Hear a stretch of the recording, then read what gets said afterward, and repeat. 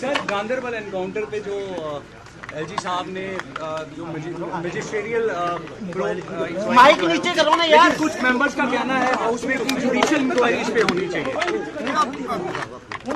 मैं इस विवाद में पढ़ूंगा नहीं जुडिशियल या मैजिस्ट्रियल, क्योंकि जुडिशियल इंक्वायरी बुलाना जो है उसमें बहुत वक्त लगता है। सबसे पहले तो सिटिंग जज आज आपको मिलते नहीं है, उस पर सुप्रीम कोर्ट ने काफ़ी हद तक रोक लगाई है। रिटायर्ड जज को भी लाना इतना आसान नहीं है।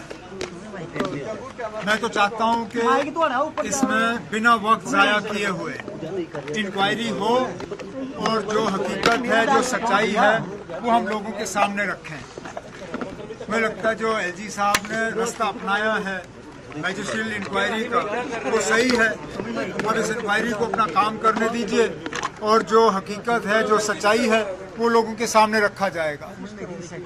और कुछ सर, जो मिडिल ईस्ट सिचुएशन है सर, उसको किस तरह से देखते हैं? क्योंकि लगातार जो है स्ट्रेट ऑफ हॉर्मोज को लेकर जो है ट्रंप के बयानबाजी भी आ रही है और अब कहा गया है कि 48 घंटे का लास्ट टाइम दिया गया है ईरान। पहले तो मुझे ये बताएं ना, आप जिस तरह की भाषा का इस्तेमाल गगन पीछे कर अमेरिका के सदर साहब इस्तेमाल कर रहे हैं, क्या ये उनको और उनके दफ्तर को शोभा देती है? जिस तरह के अल्फाज, उन अल्फाजों को आप और मैं दोहरा भी नहीं सकते, क्योंकि आपको इनको सेंसर करना पड़ेगा अपने ब्रॉडकास्ट में।